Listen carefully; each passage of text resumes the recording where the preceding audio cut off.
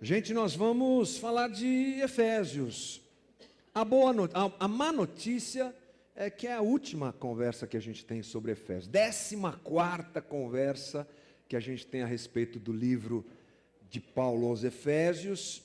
E eu acho que eu vou ficar com saudade, porque é um livro muito profundo, fez muito bem para mim me aprofundar nessa conversa, conhecer o que foi escrito por Paulo, aprender.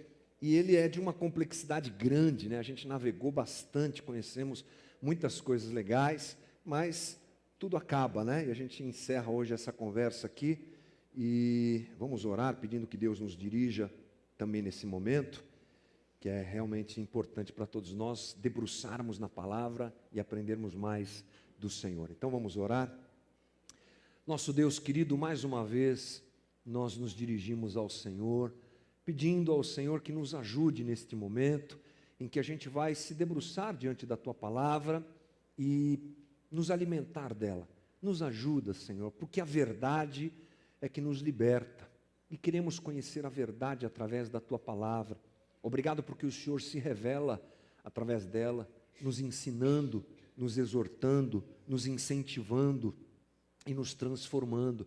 É o poder da Tua palavra que ela surta esse tipo de efeito hoje aqui entre nós.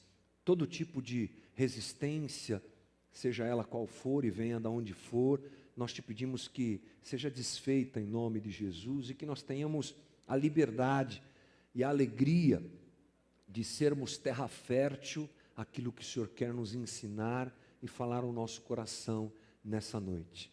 Apesar da minha limitação e incapacidade, eu te peço, Senhor, me usa na Tua misericórdia, para que todos nós saímos daqui edificados. Essa é a nossa oração, em nome de Jesus.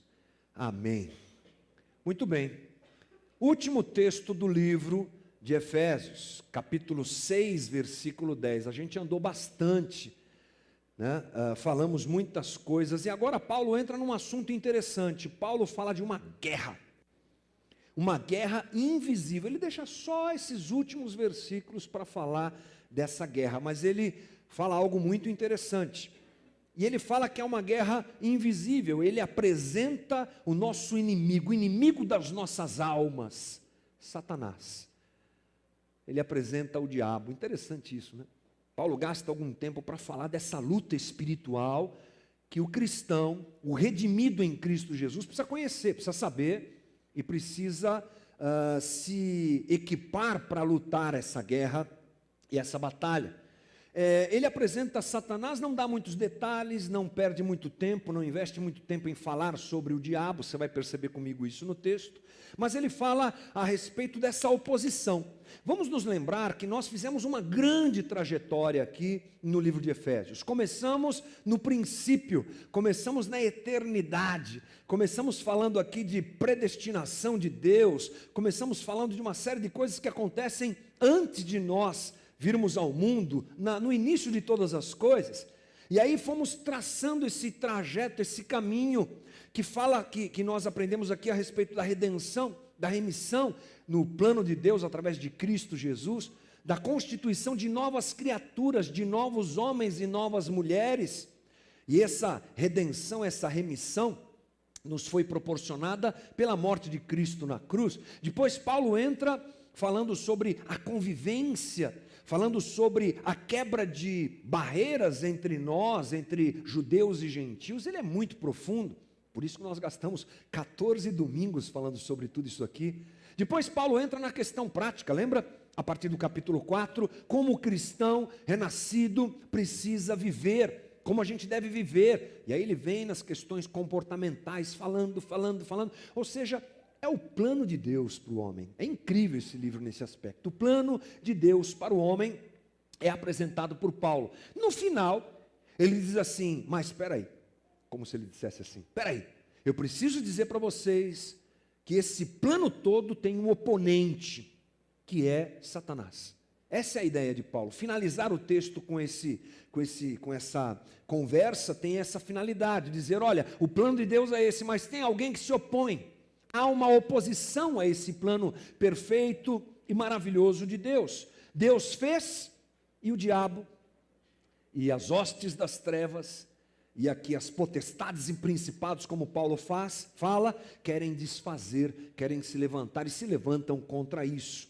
Então vamos dar uma olhada no texto, vamos perceber aí juntos o que é que Paulo fala. A partir do versículo 10 em Efésios 6, ele diz: finalmente, fortaleçam-se no Senhor e no seu poder, vistam toda a armadura de Deus para poderem ficar firmes contra as ciladas do diabo, pois a nossa luta não é contra pessoas, mas contra os poderes e autoridades, contra os dominadores deste mundo de trevas, contra as forças espirituais do mal nas regiões celestiais. É forte, né? Que Paulo fala. Vamos começar pela primeira palavra que Paulo usa, que é finalmente. A palavra grega loipon é remanescente, o resto, ou daqui por diante, no futuro, doravante, finalmente, já. Paulo já abre o seu texto dizendo assim: olha, eu contei e falei para vocês sobre todo o plano divino, sobre toda a obra divina, mas não se esqueça, daqui para frente, essa é a ideia dessa palavra, daqui para frente essa guerra vai acontecer. Provavelmente queria Paulo dizer que essa guerra vai nos acompanhar até o fim dos tempos.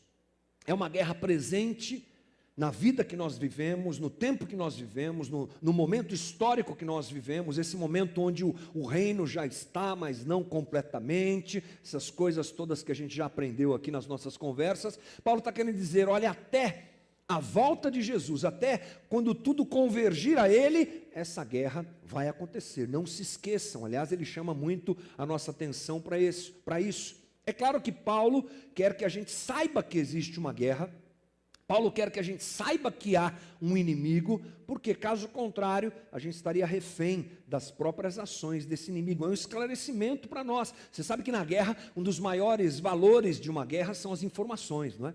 Qualquer guerra, as informações a respeito do inimigo são muito importantes. Winston Churchill disse assim, que na guerra a primeira vítima é a verdade. A primeira vítima na guerra é a verdade. Ninguém fala a verdade, está todo mundo mentindo, porque todo mundo quer esconder as suas qualidades, as suas armas, a sua sei lá o quê. E nessa guerra espiritual que a gente vive, cabe a nós sabermos que nós temos um inimigo e adequadamente lidarmos com isso. A partir do versículo 10, aliás, na sequência do versículo 10, ele diz assim: fortaleçam-se no Senhor e no seu forte poder.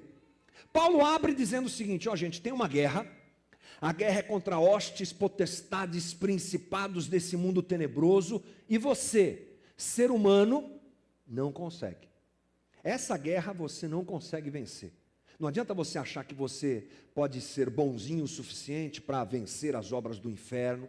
Você não tem poder em si mesmo de forma nenhuma. Conte com o poder divino. Conte com o poder de Deus. Nós não vencemos essa batalha de outra maneira. Nós dependemos do poder de Deus. E esse poder está sobre a igreja. Esse poder está sobre nós. Eu quero voltar um pouquinho lá em Efésios capítulo 1, versículo 19. Lembrando algo que nós já conversamos aqui. Paulo diz assim: e a incomparável grandeza do seu poder para conosco, os que cremos, conforme a atuação da sua poderosa força. Esse poder, ele exerceu em Cristo, ressuscitando-o dos mortos e fazendo-o assentar à sua direita nas regiões celestiais. Quem estava aqui nas nossas primeiras conversas se lembra que nós falamos sobre o que Paulo diz a respeito do poder que está sobre a igreja. Esse poder aqui, ó, poder poderoso. Paulo inclusive é redundante. Esse poder poderoso é que está sobre a igreja. Ele é tão poderoso, tão sobrenatural, que foi o poder, diz Paulo aqui, que ressuscitou Jesus Cristo dos mortos. Então, a gente entende duas coisas aqui. Primeiro, nessa guerra, a gente não vence na carne, na força do homem. A gente não vence na nossa bondade, na nossa capacidade humana. A gente não vence. Isso dá medo, né? Isso dá um pouco de medo. Eu não tenho capacidade de vencer. E Paulo está falando de uma batalha que existe. Mas na sequência ele diz: relax, contem com o poder de Deus. É o poder que ressuscitou Jesus Cristo dos mortos e que está sobre a igreja. Take it easy. É isso aí. A gente não pode, mas Ele pode por nós. E a gente vai entender isso mais à frente. Na sequência do texto, no 12, a gente lê assim: pois a nossa luta não é contra pessoas. Bacana a gente frisar um pouco isso. Paulo está dizendo, olha, a batalha ela é espiritual, ela não é contra a gente. Ela não é contra gente, contra pessoas. O termo grego aqui é gente mesmo. Ela não acontece contra pessoas. Nós sabemos que toda oposição ao plano divino, toda oposição à soberania e ao governo de Deus tem como fonte o diabo. Ok? Tem como fonte o diabo. Aliás, tudo começa assim.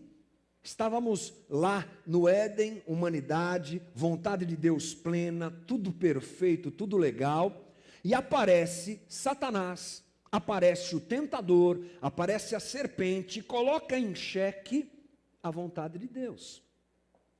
Coma o fruto proibido aí, que Deus não quer que você coma, que vocês comam, porque se vocês comerem, vocês vão ser iguais a Deus. Já um cheque da serpente quanto à soberania de Deus, e aí é a nossa queda, porque nós acreditamos nisso, entramos nesse engodo.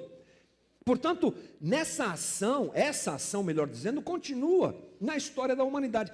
Toda oposição ao governo de Deus é, de alguma maneira, demoníaca. O que nós não podemos fazer é deixar de distinguir uma outra força contra a qual nós lutamos frequentemente, que é a nossa natureza humana. Por isso é bom nós destacarmos esse ponto aqui. Não é contra a gente, é contra principados e potestades. Existem ações más que nós praticamos e que outros praticam, que são consequência da nossa natureza humana. Contra ela nós lutamos sempre. É importante nós discernirmos o que é que está gerando esse mal. É claro que por trás de tudo está o diabo, mas perceber se esse mal é gerado pela nossa própria concupiscência humana, ou se ele é gerado diretamente por uma ação demoníaca, é fundamental para o crente. Senão a gente fica expulsando o demônio, quando na verdade o que precisava acontecer era uma conversão. Chega alguém e diz assim para você: olha, eu tenho um problema, eu preciso que você expulse um demônio de adultério, eu sou um adúltero compulsivo, eu tenho um problema na minha vida, sei lá, qualquer coisa desse tipo. O que é isso? Olha, é claro que por trás disso pode haver uma ação demoníaca, mas com certeza é uma ação mais para conversão do coração do que para a gente ficar expulsando demônio. Por isso que a gente vê muita gente que expulsa demônio, muitas igrejas, muita gente trabalha sempre em cima disso, valorizando o diabo, colocando ele numa posição que muitas vezes ele não tem, mas a pessoa é liberta num dia e no outro dia está com o mesmo problema. Por quê? Porque é uma questão de conversão, não é uma questão de guerra espiritual somente, mas de perceber o que é que está por trás desse mal. Portanto, para nós distinguirmos a força da carne e a força das trevas é muito importante. No 12, Paulo continua dizendo então, que se a nossa luta não é contra a carne, ele diz, mas contra os poderes e autoridades, contra os dominadores deste mundo das trevas, contra as forças espirituais do mal nas regiões celestiais. Ele apresenta um resumo de quem é o nosso inimigo. E a gente pensa rapidamente três coisas, para a gente não perder muito tempo sobre isso, mas que são importantes. Primeiro, o nosso inimigo é invisível. Forças espirituais nas regiões celestiais. Ele é invisível. Segunda coisa, mal. A essência é má, e a gente precisa também saber disso. E em terceiro lugar, astuto o suficiente para nos enganar. Quer dizer, ele pratica aquela guerra suja, que quando a gente menos percebe, a gente está envolvido nessa situação, né? Muitas vezes, inclusive, como Paulo diz, se colocando e se apresentando como anjo de luz, se for o caso, para nos enganar, essa astúcia. Então, o que eu preciso saber sobre o diabo? Cabe, eu acho que na nossa conversa, um espaço para a gente pensar sobre isso. Eu acho que a gente precisa saber o suficiente para lutar contra ele e não se render ao seu poder. Saber que ele existe. Aliás, uma das coisas mais prejudiciais a um cristão ou alguém é desprezar a própria existência do diabo. E nós vivemos em tempos em que isso é muito comum. Ah, não, esse negócio de diabo, Deus, diabo, essas coisas, eu não sei se é isso mesmo, acho que não é isso, acho que o homem é que é mal mesmo e tal, uma certa ação para esconder, e é, claro, uma maneira do diabo trabalhar escondido ali, para ele é muito melhor. Portanto, nós devemos ter essa consciência, e a consciência que nós temos vem através do próprio texto bíblico que nos esclarece isso. 1 Pedro 5,8 nos diz: sejam sóbrios e vigiem, o diabo, o inimigo de vocês, anda ao redor como leão, rugindo e procurando a quem possa devorar. Está aí. E outros textos bíblicos que nós temos. Ele é uma realidade presente nesse mundo, lutando contra nós nesse mundo. Eu acho que para o cristão, a gente deve balizar o nosso conhecimento, balancear o nosso conhecimento de maneira que ele não seja nem para mais, nem para menos. O que eu preciso saber do diabo? O suficiente para lutar contra ele. Há um perigo hoje em dia, aliás, não hoje em dia, mas que acompanha a humanidade, que é um negócio chamado dualismo. Eu até separei aqui para a gente poder ler junto uma explanação sobre dualismo. Joga na tela para a gente aí, por favor. Olha só. Dualismo é um conceito religioso e filosófico que admite a coexistência de dois princípios necessários, de duas posições, ou de duas realidades contrárias entre si, como espírito e matéria, o corpo e a alma, o bem e o mal, que estejam um e outro em eterno conflito. Dualismo pensa assim: sempre existem duas forças, por isso dualismo, brigando entre si. Você já viram aquele símbolo do yin yang, símbolo oriental, yin yang? Aquela bolinha dividida no meio, metade preto, metade branco, é a ideia da força do bem e do mal que se equilibram. E segundo eles, o universo vive nesse equilíbrio de duas forças, uma positiva, uma boa, uma má, que eles ficam brigando. E o cristão, por uma condição cultural e de aceitação dessas coisas, muitas vezes olha para Deus e para o diabo desse jeito, o que é um equívoco. Um grande equívoco. Eu não posso pensar num Deus que fica lutando contra o diabo e às vezes ele quase não ganha. Ele só ganha porque a gente ora bastante. Vamos orar agora, gente, para ajudar Deus a vencer o diabo. Vamos orar, Deus, que Deus te abençoe para você vencer essa luta. Às vezes a gente se comporta assim, pensamos em Deus assim, pensamos nessa coisa de bem e mal assim. Isso, inclusive, é reforçado pelo ambiente ruim que a gente vive. A gente vê tanta mazela, tanto estrago, tanto problema, que às vezes a gente fala assim: o diabo está ganhando essa batalha aí. Como é que está isso? E a gente diminui Deus e coloca o diabo em evidência. E tem crente que vive assim, com medo do inferno, com medo do diabo. Quando fura o pneu, já coloca, aí ó, demônio do pneu que furou agora, não é? É uma guerra, uma coisa assim, mas é desproporcional, gente. É atribuir ao diabo um poder que ele não tem, exagerado, um desejo de conhecer as coisas do diabo maior do que o desejo de conhecer a Deus e as suas verdades. Tem gente que vive nesse ambiente em que tudo é dirigido pelo diabo, e toma cuidado, é o diabo, é o diabo, é o diabo. Calma lá, calma lá. Deus, irmão, vou dizer com todas as letras para você aqui, Deus é Deus, e ponto final. Fiz a brincadeira aqui hoje de manhã, vou fazer de novo. Você lembra lá isso aí deve ser coisa do primário, né? Primário, faz tempo, primário faz tempo, né? Mas você lembra aquela brincadeira, aquela coisa dos conjuntos que a gente fazia? A professora na lousa fazia a bolinha, aqui o conjunto A, de números tais, números pares, aqui números ímpares, sei lá, essas coisas assim, não é? Então, se a gente pensar dessa forma bem didática, vamos pensar em dois conjuntos. O primeiro conjunto é o conjunto do Criador, a bolinha aqui, imagina aqui, bolinha, Criador. Segunda bolinha aqui, segundo círculo, criaturas, criação. Nesse conjunto aqui, gente, só tem um, que é Deus. No conjunto do Criador só tem um, que é Deus. O resto é criatura, o resto está sob o controle de Deus. Já diz Lutero, até o diabo é o diabo de Deus. Não é? Até o diabo é o diabo de Deus. Ele está literalmente com seus dias contados, a batalha já foi vencida, e a gente precisa saber muito bem que ela existe, que nós a travamos hoje, mas não dê a ele o ibope que ele não tem. Eu vejo alguns irmãos publicando umas coisas tipo assim, o livro da Rebecca Brown. Irmão, foge dessa mulher, pelo amor de Deus, meu. Não ensina nada. Só ensina tranqueira, foi lá no inferno e viu os demônios, e viu o capeta, e o chifrudo, e o não sei o quê. Ô irmão, menos, porque Jesus Cristo já resolveu essa questão na cruz. Portanto, devemos saber que o diabo existe, sim. Devemos saber que ele tem poder, sim. Devemos saber que há uma luta, sim. Mas também devemos saber de que lado nós estamos. E a gente está do lado daquele que é vencedor completo. E acabou. Ponto final. E vamos andando a nossa vida assim. Na sequência, Paulo então agora apresenta armas para a gente usar nessa luta. Interessante, já que é uma luta, ele apresenta algumas armas.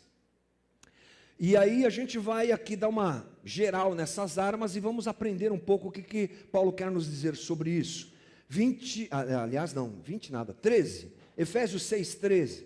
Por isso, vistam toda a armadura de Deus, para que possam resistir no dia mau e permanecer inabaláveis, depois de terem feito tudo. Assim mantenham-se firmes, cingindo-se com o cinto da verdade, vestindo a couraça da justiça e tendo os pés calçados com a prontidão do evangelho da paz. Além disso, usem o escudo da fé, com o qual vocês poderão apagar todas as setas inflamadas do maligno. Usem o capacete da salvação e a espada do Espírito, que é a palavra de Deus. Que descrição é essa aqui, gente? É uma descrição de uma armadura romana. Por quê? Paulo usaria a descrição de uma armadura romana, gente? Por quê? Porque era o que ele melhor conhecia. Paulo era um judeu de cidadania romana, o Império Romano dominava toda essa região aqui. Portanto, imagina assim, você sentado na padaria, tomando um café, passava uma legião de soldados romanos. Você estava assistindo o Jornal Nacional, e hoje o Império Romano alcançou mais uma cidade, mostrava os soldados, você entendeu? Era do dia a dia deles. Era a coisa mais comum do mundo. Portanto, a imagem de um soldado romano, ela era muito clara para todo esse pessoal aqui. Portanto, Paulo usa uma imagem fácil, de melhor compreensão para eles. E era um soldado completamente armado, pronto para a guerra. É a descrição, cada palavra que ele usa, cada termo grego que ele usa, é a descrição de um soldado pronto para ir para a batalha. E aí nós vamos pensar em cada ponto que Paulo destaca aqui rapidamente. Primeiro ele diz ali no 14, mantenham-se firmes, cingindo-se com o cinto da verdade. Cinto da verdade, cingindo. O que é cingir? Amarrar, prender a calça para não cair, sabe como é que é? Usa o cinto. No caso do soldado, mais importante ainda, porque prendia a espada, segurava a espada. Ele chama de cinto da verdade. A verdade aqui, nós podemos analisá-la por dois aspectos. Primeiro, verdade como estilo de vida. Vivermos a verdade, falarmos a verdade, praticarmos a verdade. O texto bíblico é muito claro. A verdade deve ser uma característica da vida do cristão. Efésios 4:25, eu separei alguns textos que a gente vai ler aqui. Diz assim: portanto, cada um de vocês deve abandonar a mentira e falar a verdade ao seu próximo, pois todos somos membros de um mesmo corpo. Colossenses 3:9. Não mintam uns aos outros, visto que vocês já se despiram do velho homem com as suas práticas. E Velho Testamento também. Provérbios 12:22. O Senhor odeia os lábios mentirosos, mas se deleita com os que falam a verdade. Ponto. Cristão deve viver na luz, deve viver a verdade. Na tua boca, na nossa boca, não deve haver lugar, espaço para mentira. No nosso jeito de viver, somos alertados a respeito disso, ponto. Mas a verdade também pode ser interpretada como a permanência no evangelho da verdade. um esforço em nós não deixarmos nos enganar por mentiras doutrinárias, cinto da verdade, a verdade do Evangelho. Você deve se lembrar, quando nós estudamos Gálatas, quem é aqui da comunidade, vai se lembrar que nós falamos sobre isso, o outro Evangelho. Paulo fala assim, se aparecer alguém trazendo um outro evangelho, e a palavra grega ali é uma palavra que dá clara ideia de que não é do mesmo tipo, um heteros evangelho, um outro evangelho, você não pode acreditar nisso, sai fora, não é? Sai fora, fuja disso. Portanto, talvez Paulo esteja, ou provavelmente, segundo os estudiosos, Paulo esteja dizendo também, se você quer vencer o diabo, se você quer lutar com ele adequadamente, apegue-se a valores doutrinários verdadeiros, apegue-se à graça, apegue-se à salvação pela fé em Cristo Jesus, apegue-se aos valores bíblicos da obra redentora de Cristo Jesus, fundamental. E nós inclusive podemos fundir essas duas verdades, andarmos na verdade e vivermos uma vida cristã baseada nas verdades do Evangelho, nos são uma arma, isso é uma arma contra o inimigo. John Stott diz assim, talvez não precisemos ficar com uma só dessas duas alternativas.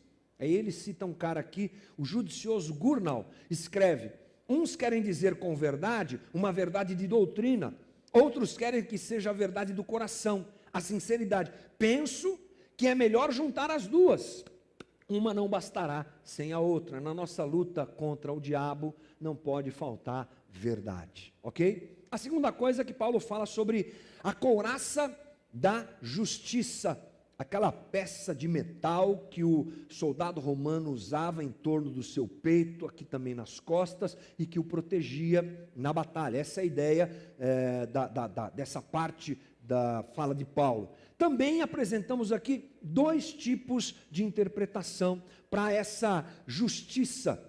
Primeiro, é a justiça que se refere também ao modo de vida do cristão, retidão moral.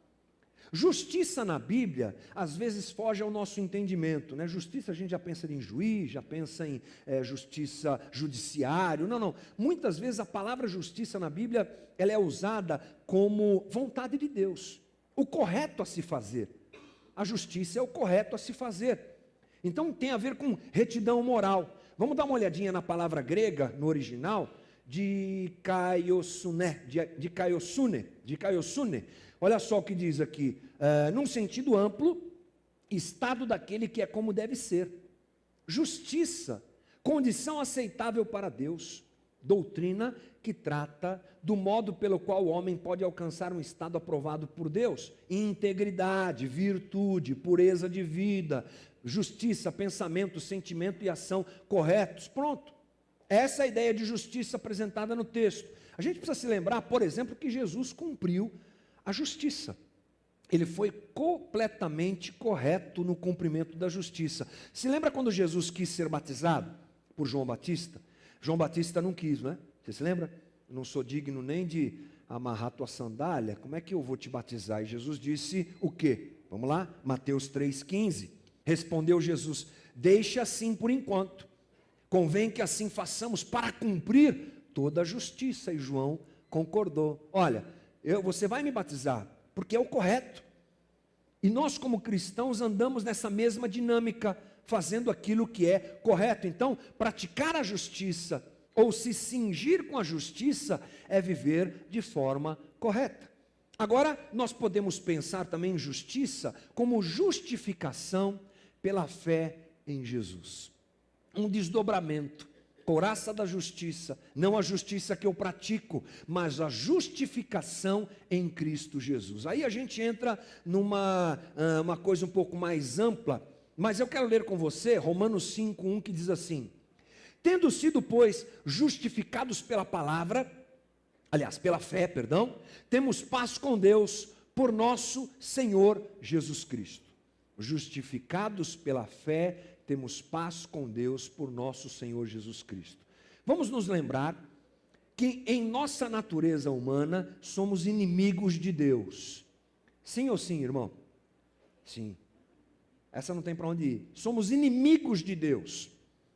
A humanidade brigou com Deus.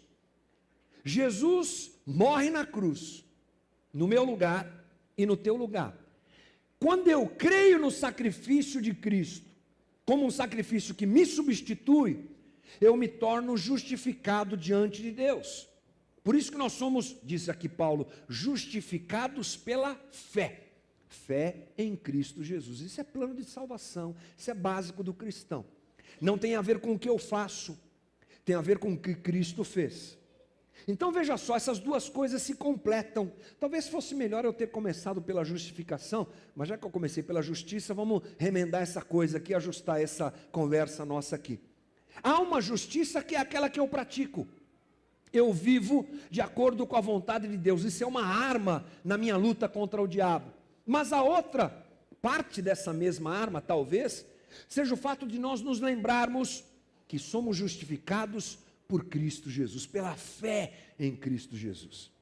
Cantei aqui hoje de manhã, ninguém conhecia, mas na minha época de escola bíblica dominical, eu cantava na classe, eu era pequenininho.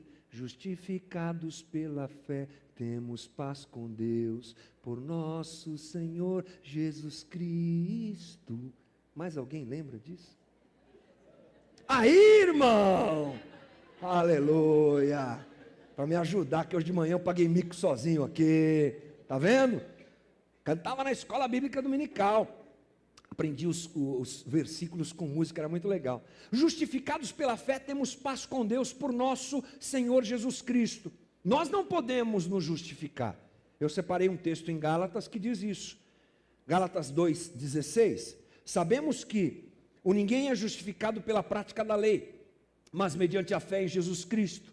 Assim nós também cremos em Cristo Jesus para sermos justificados pela fé em Cristo, e não pela prática da lei. Porque pela prática da lei, ninguém será justificado, ponto. Então nós temos um tipo de justiça, que é aquela que nós não alcançamos pelas práticas normais da nossa vida, a gente não consegue, ela nos é dada por Cristo, a gente tem que ter fé nisso. E outra, é a resposta a isso, é a vida justa diante de Deus. Citando mais uma vez John Stott, ele deixa claro isso. Alternativamente, tal como acontece com os dois possíveis significados de verdade, como a gente falou agora, assim também ocorre com os dois possíveis significados de justiça. Bem pode ser correto combiná-los, visto que, conforme o Evangelho de Paulo, um deles invariavelmente leva ao outro. E aí ele cita uma outra pessoa aqui, D.J. Findlay, expressa: a qualidade completa do perdão para os delitos passados, isso é justificação. E a integridade de caráter que pertence à vida justificada, isso é justiça, estão tecidas juntas numa malha impenetrável. Bonito, né? E é verdade. Muito bem, Paulo continua no versículo 15 dizendo: e tendo os pés calçados com a prontidão do evangelho da paz. Outra arma que Paulo nos apresenta é a prontidão para o evangelho da paz. O que é isso aí? Prontidão para falarmos de Jesus, uma grande arma contra os poderes das trevas. Prontidão para a gente falar de Jesus. Ele usa aqui a ideia de um soldado que calça os seus pés com sandálias próprias para a batalha, e ele está pronto para sair para a luta, e no nosso caso estamos prontos para anunciar o evangelho. É a ideia de prontidão para evangelizar, a urgência em anunciar o evangelho de Jesus Cristo. Quem anuncia o evangelho se opõe diretamente a Satanás, é óbvio, é uma ação contrária àquele que quer destruir o plano de Deus. Então tenhamos nós essa prontidão em anunciar o evangelho. No 16 Paulo diz: além disso, usem o escudo da fé, com o qual vocês poderão apagar todas as setas inflamadas do maligno. Opa, agora chegou a vez do escudo.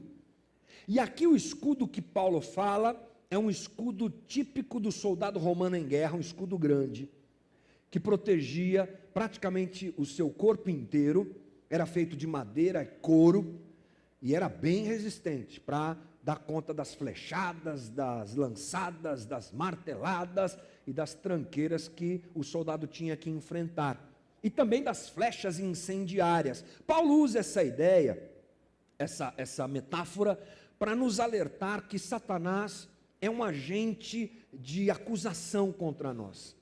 Qual tipo de flecha que Satanás usa contra nós? acusação. A palavra diabo, inclusive, se não me engano, no latim, é acusador. Se eu não estiver enganado, eu não sei se é grego ou latim, aqui faltou a anotação aqui, mas acho que é latim. É acusador, diabolos, acusador.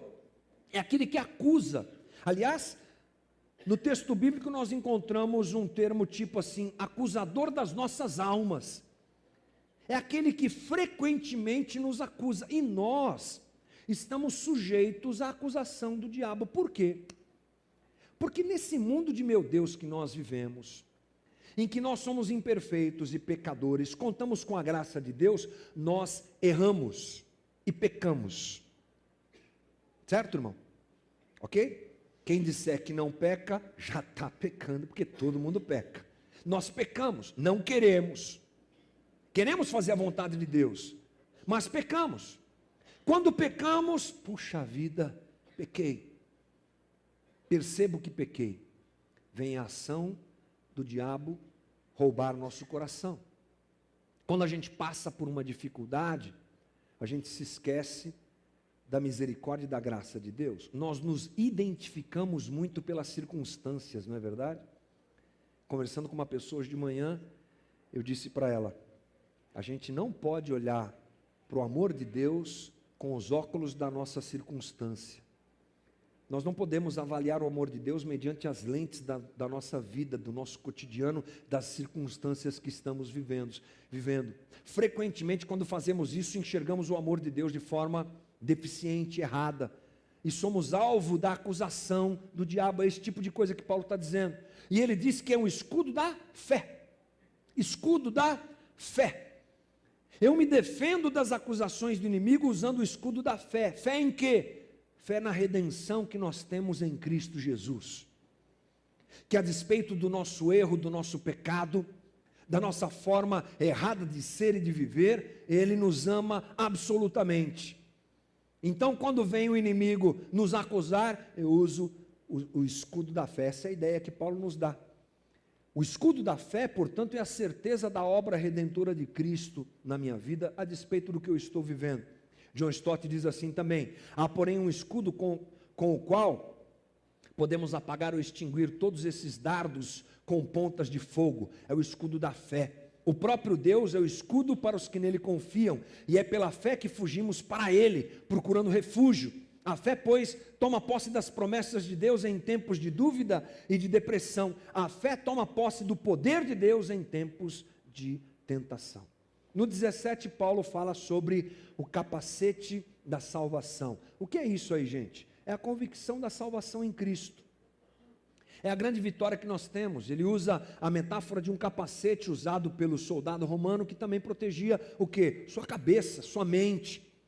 E nós precisamos utilizar esse capacete, segundo o que Paulo nos ensina aqui, tendo uma mente controlada por Deus, sabendo que nós somos, desenvolvendo conhecimento a respeito de Deus, e assim caminhando nessa batalha, vencendo o inimigo das nossas almas. Hernandes Dias Lopes, a respeito disso, diz assim, quando Deus controla a nossa mente, Satanás não pode levar o crente a fracassar. O crente que estuda a Bíblia e está firmado na palavra de Deus não cede às propostas sedutoras do diabo facilmente. No 17º versículo, na sequência, ele diz que a espada do Espírito, que é a palavra de Deus. A palavra de Deus que nos dá a vitória contra o inimigo. Aqui a gente se lembra dessa arma sendo usada por quem? No deserto. Quem, gente? Jesus. Lembra Jesus levado pelo Espírito no deserto, tentado pelo inimigo pessoalmente ali, o que é que ele usa? A palavra que estava dentro dele, a palavra que ele usa como uma arma nessa luta contra a tentação que vem contra ele, e assim também devemos ser cada um de nós deve ser, guardando no coração e tendo entendimento a respeito dessa pressão, dessa opressão, dessa tentação que tantas vezes vem contra a gente, e a arma contra isso é a palavra de Deus. Paulo continua agora falando sobre algo muito importante também, que é a oração. No 18, orem no Espírito, em todas as ocasiões, com toda oração e súplica, tendo isso em mente, estejam atentos e perseverem na oração por todos os santos. Orem também por mim, para que quando eu falar, seja-me dada a mensagem, a fim de que, destemidamente, torne conhecido o mistério do Evangelho, pelo qual sou embaixador, preso em correntes. Orem para que, permanecendo nele, eu fale com coragem, como me cumpre fazer. E aqui Paulo sintetiza uma coisa que a gente conhece bem, que é oração. Não dá para... nós não podemos desprezar nessa luta nossa contra Satanás o poder da oração. É óbvio, orando em espírito, em todo tempo, orando por Paulo, como ele mesmo diz, né, pedindo aos Efésios que orem por ele, ou seja, oração é inegociável. Na vida do cristão, oração é inegociável. Indo para o final da nossa conversa, eu não sei se você percebeu isso, mas essas armas apresentadas por Paulo não me são estranhas. Elas são estranhas para você? Oração é alguma coisa estranha para você? Fé é alguma coisa estranha para você? Não tem nada demais aqui, né, gente? Engraçado isso, né? Interessante. Paulo não apresenta um tipo específico de oração. Paulo não apresenta o sal grosso para expulsar o demônio. Paulo não fala de 7 voltas. Paulo não fala de, sei lá, de benzedura. Paulo não fala de boa cumba. Na igreja a gente faz a boa cumba, tem a macumba, na igreja a gente faz a boa cumba, né? Paulo não fala dessas coisas, né? Paulo fala daquilo que é a vida do cristão. A interpretação desse texto, muitas vezes é feita de forma hollywoodiana. A gente gosta disso. E esse é um direito que as pessoas têm.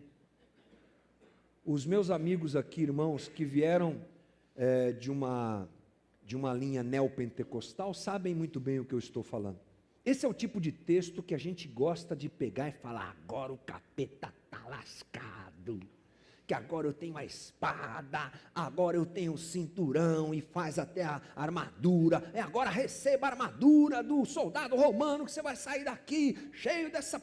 A gente gosta disso, ok. Isso é um jeito de interpretar a Bíblia, mas não é nosso jeito.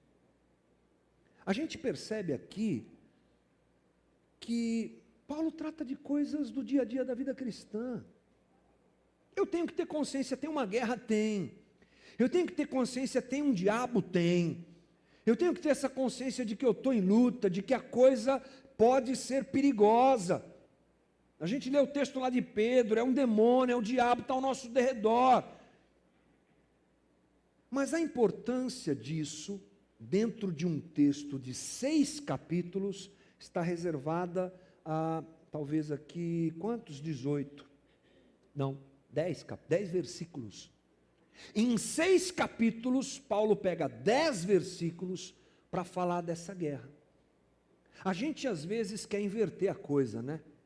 A gente gostaria que Paulo escrevesse 6 capítulos sobre guerra espiritual, a batalha do século agora, e falasse só 10 versículos sobre vida cristã. Não.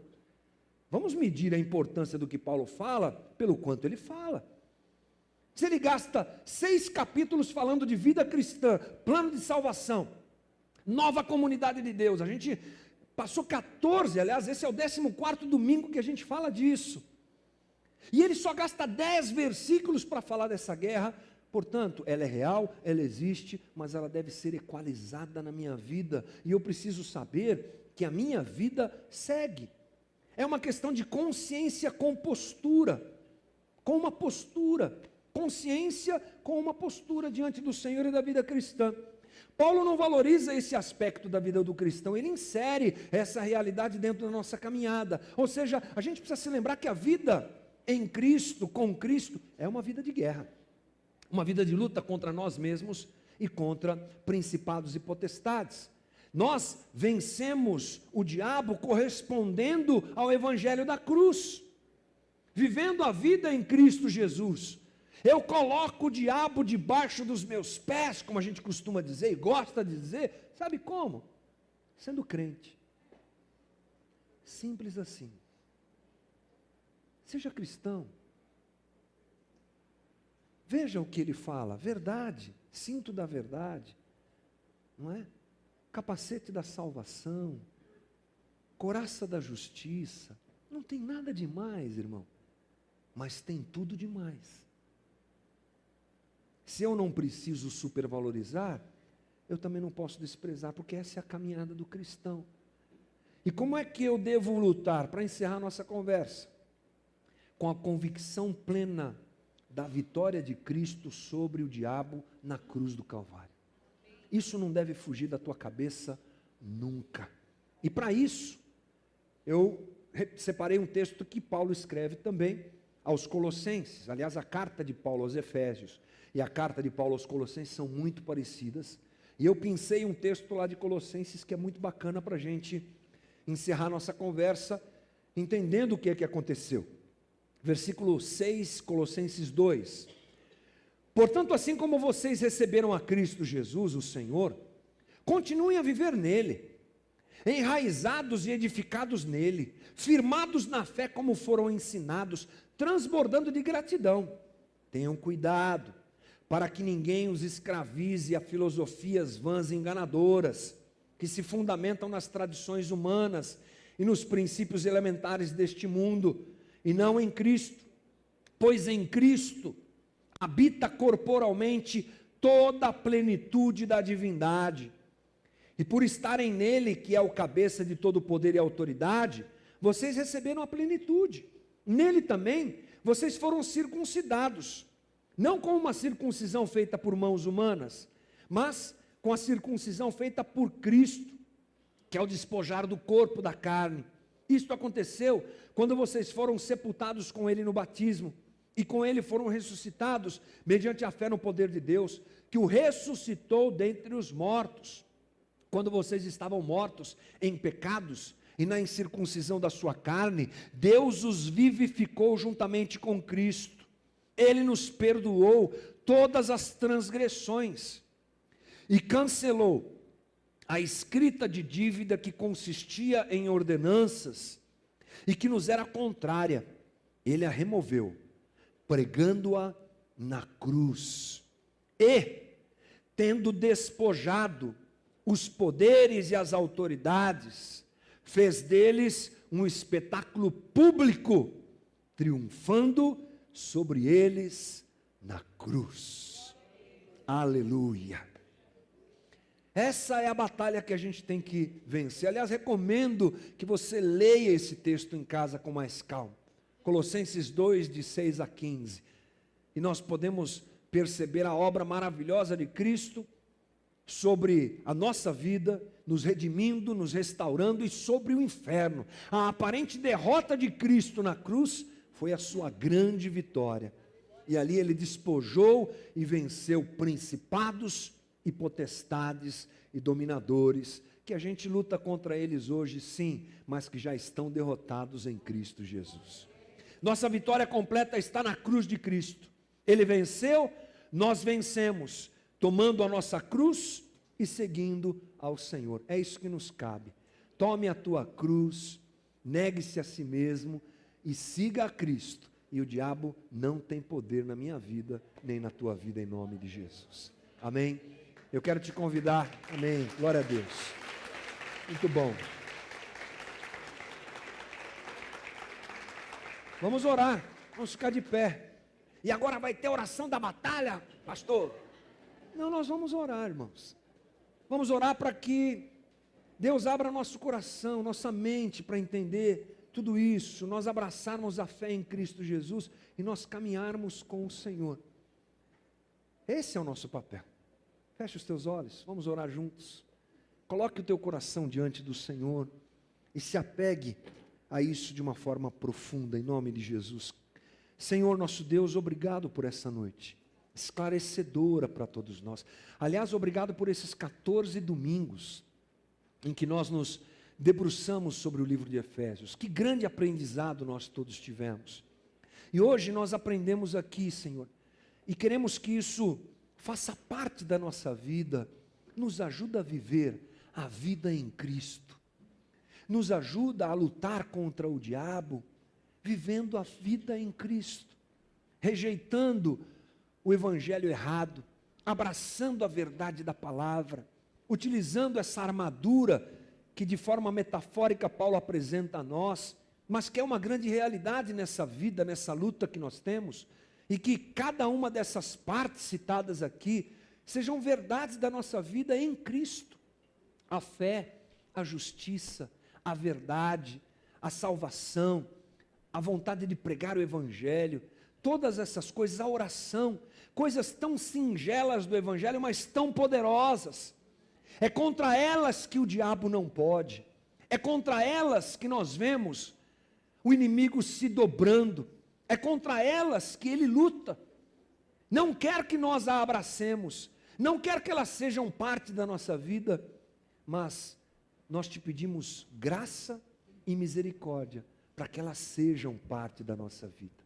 Nos ajuda na percepção do mal, nos ajuda porque o enganador nos ronda, nos ajuda nas tentações que sofremos, nos ajuda nas acusações que sofremos. Eu sei que o Cristo encarnado provou tudo isso. Nosso Deus que se encarna, inclusive para provar da nossa humanidade e nos conhecer absolutamente e saber por tudo que nós passamos.